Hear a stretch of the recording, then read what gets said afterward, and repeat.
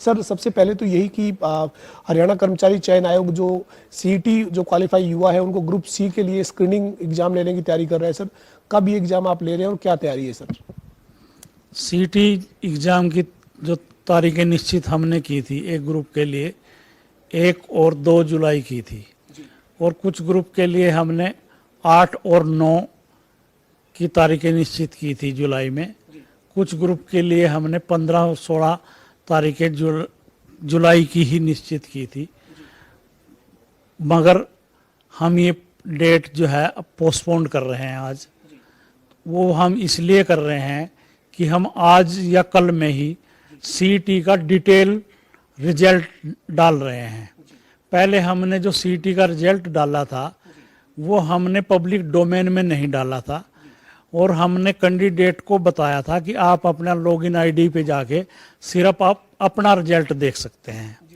तो अब हमने, चूंकि हमने ग्रुप वाइज कट ऑफ बतानी पड़ेगी, कैटेगरी वाइज बतानी पड़ेगी, तो कोई कैंडिडेट ये आरोप ना लगा दे कि इन्होंने किसी ऐसे कैंडिडेट को शॉर्ट लिस्टेड कर लिया है जिसके मार्क्स कम थे।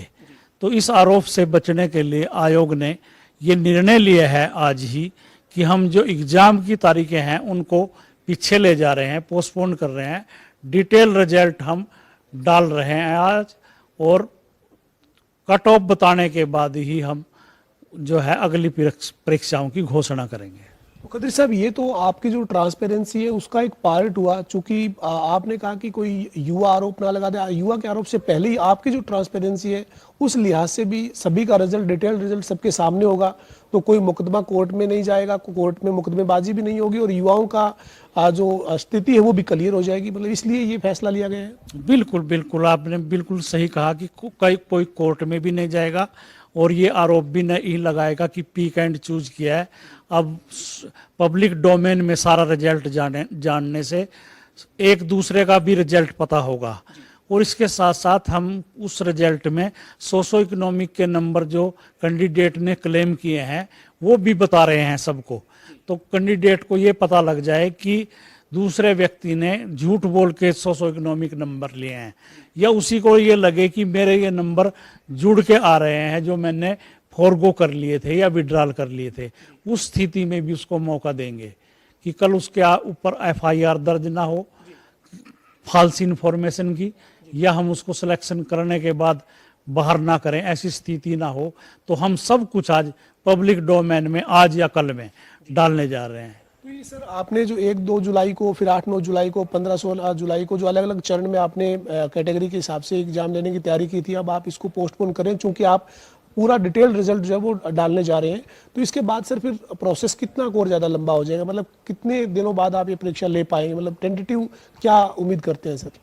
तो अब हमारा जो शेड्यूल बनेगा वो लगभग 15 और 16 जुलाई के बाद ही बनेगा और 15 और 16 जुलाई के बाद हर सैटरडे और संडे को हमारा एग्ज़ाम, जैसे हमने पहले शेड्यूल बनाया था, अब वो शेड्यूल एज इट इज रहेगा, पर 15-16 के बाद ये शेड्यूल जा रहा है अब। सर, इसके साथ ही जो आपने एक फार्मूला बनाया है ग्रुप सी के लिए स्क्रीनिंग के लिए कि जो कुल अभ्यर्थी है उनका आप जो मेरिट में जो टॉपर है यानी 4x4 है उनको आप बुला रहे हैं, लेकिन इस मामले में विपक्ष भी राजनीतिक तौर पर भी सरकार को घेर रहा है, कर्मचारी चयन आयोग पर सवाल खड़े कर रहा है कि ये क्या फार्मूला है कि आप सिर्फ 4 गुना को बुला रहे हो? जब 3.5 लाख लोगों ने परीक्षा पास की है तो फिर आप उनको सबको मौका क्यों नहीं दे रहे हो? नहीं, ये तो सीईटी एक्ट का पार्ट है, जो इंस्ट्रक्शंस और एक्ट सरकार ने निर्धारित किए हैं, हम तो उसके हिसाब से चलेंगे।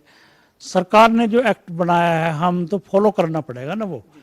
तो अगर ये कोई मुद्दा है या ये सरकार के लेवल पे निर्णय होना है कि 4 गुना होने चाहिए, 10 गुना होने चाहिए, 12 गुना होने चाहिए, या सब एलिजिबल कैंडिडेट जो हैं वो सब को मौका मिले, ये सरकार के लेवल पे निर्णय लेने हैं। कोर्ट ने भी इसके ऊपर मोहर लगा दी। कोर्ट में जब कुछ अभ्यर्थी गए थे तो सरकार के इस एक्ट पे कोर्ट ने ये कहा कि जो सरकार का फैसला है और जो कर्मचारी चयन आयोग ने इम्प्लीमेंट किया है वो ठीक है। मतलब कोर्ट का कोई एतराज, ऑब्जेक्शन तो नहीं आया इसके ऊपर? नहीं, कोई कोर्ट एक्ट को नहीं प्रभावित कर सकती। उन्होंने कहा कि ये कानून बनाया है अब सरकार ने और कैसे शॉर्ट लिस्टेड करना है ये सरकार को और एचएसएससी को देखना है, तो हम इसमें इंटरफेयर नहीं करेंगे। इसके साथ ही सर ग्रुप डी के लिए भी आज आपने एक बड़ा फैसला लिया है और जो युवा अभी तक आवेदन किसी भी कारण से नहीं कर पाए थे उनको एक बार फिर से मौका दिया गया है।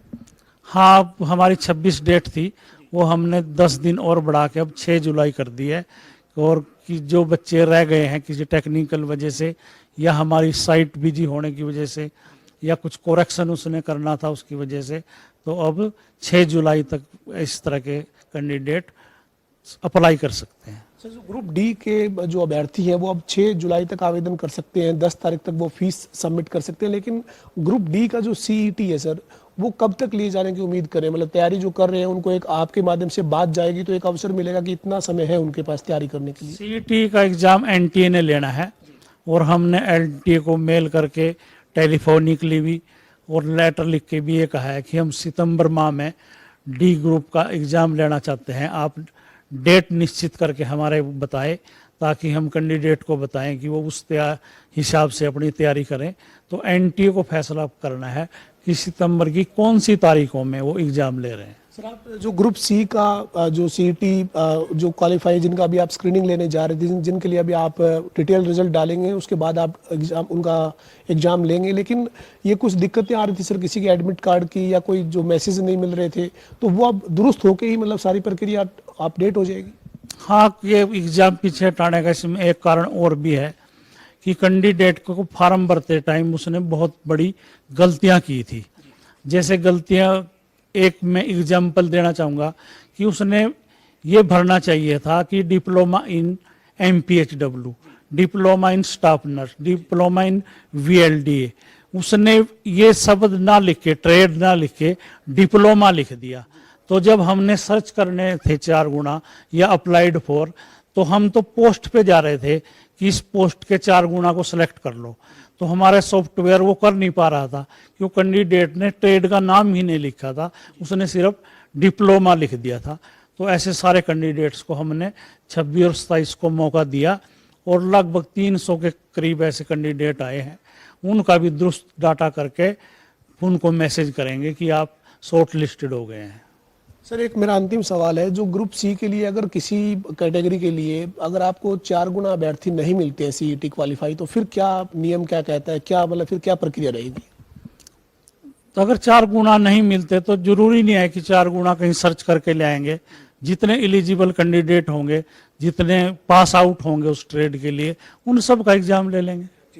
सर कुल कितने पद अभी आपके पास है विज्ञापित होने के लिए? कितनी मतलब 2024 तक या 2023 के आखिर तक आप कितने पदों पर सरकारी पद जो विभिन्न विभागों में खाली पड़े हैं, अभी तक आपके पास कितनी रिक्वेस्ट ऐसी आई हुई है अलग अलग विभागों की जो आप भरने की तैयारी में लगे हुए हैं? 32,000 पोस्टों के लिए तो हम ये एक्सरसाइज कर रहे हैं जो अभी आपको बताई।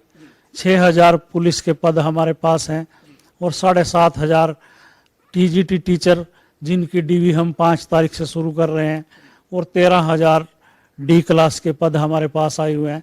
इस तरह से लगभग 60,000 पद हमारे पास आए हुए हैं और मुझे पूरी उम्मीद है कि 31 दिसंबर 2023 तक ये सारे पद हम भर के इस प्रदेश के युवाओं को एक अच्छा खुशखबरी देंगे, रोजगार का मौका देंगे। सर हरियाणा के युवाओं को हरियाणा कर्मचारी चयन आयोग के चेयरमैन भोपाल सिंह खदरी की क्या अपील है, क्या कहेंगे जो युवा ग्रुप सी और डी के लिए तैयारी कर रहे हैं उनको? यही है कि वो ध्यान लगाकर पढ़ें, तैयारी करें।